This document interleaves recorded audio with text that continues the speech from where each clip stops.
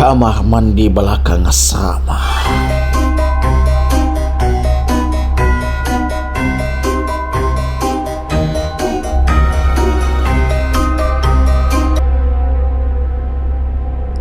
Malam di pesantren itu terasa lebih sunyi dari tempat lain.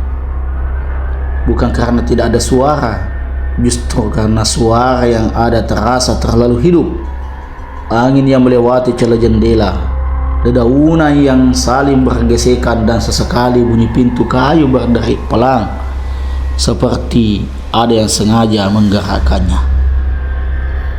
Di antara semua tempat di pesantren, ada satu tempat yang selalu dihindari para santri: kamar mandi belakang asrama.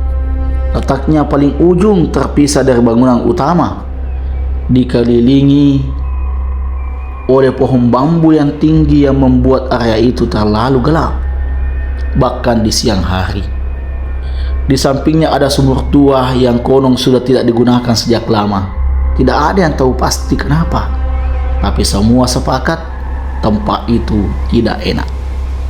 Malam itu Raffi terbangun sekitar pukul 2 dini hari. Asrama sunyi, semua santri tertidur lelap. Hanya suara napas dan sesekali dengkuran ringan yang terdengar. Raffi menahan perutnya. Ia benar-benar ingin ke kamar mandi. Awalnya ia mencoba bertahan, menarik selimut, memejamkan mata, berharap rasa itu hilang. Tapi semakin ditahan, semakin tidak nyaman. Akhirnya, dengan terpaksa ia bangkit. Ia melirik ke sekeliling. "Temenin ke kamar mandi yuk," bisikannya pelan ke temannya di sebelah. Tidak ada respon, semua tertidur. Raffi menelan ludah. Ia tahu satu hal, kamar mandi depan sudah dikunci sejak malam. Satu-satunya pilihan, kamar mandi belakang. Dengan langkah pelan, Raffi berjalan keluar asrama. Udara malam terasa dingin menusuk, angin berhembus pelan, membawa aroma tanah basah dari arah belakang.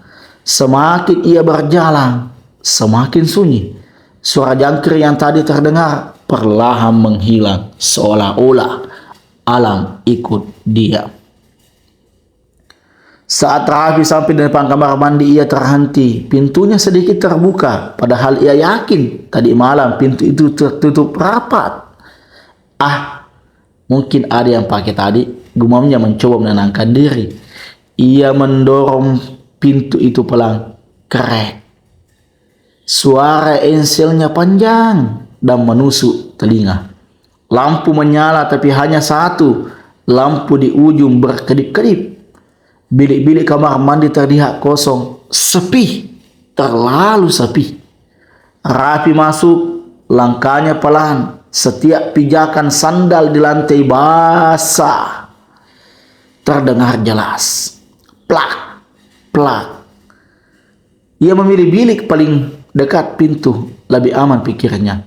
Beberapa detik pertama tidak ada apa-apa, normal. Hanya suara nafasnya sendiri. Lalu cip. Raffi berhenti bergerak. Cip, cip. Suara air menetes. Dari bilik sebelah, cuma air bisiknya. Tapi suara itu terasa aneh.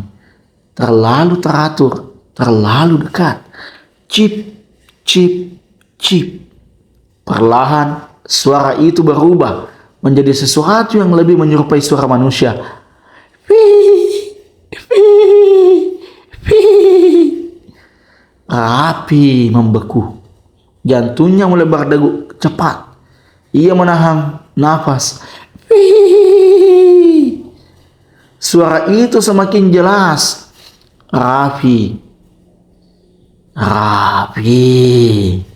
Suara itu tepat di sebelahnya, dekat sekali, seolah-olah ada seseorang berdiri di balik dinding tipis itu. Raffi gemetar. Siapa? Suaranya nyaris tidak keluar. Tidak ada jawaban, hanya diam, sunyi.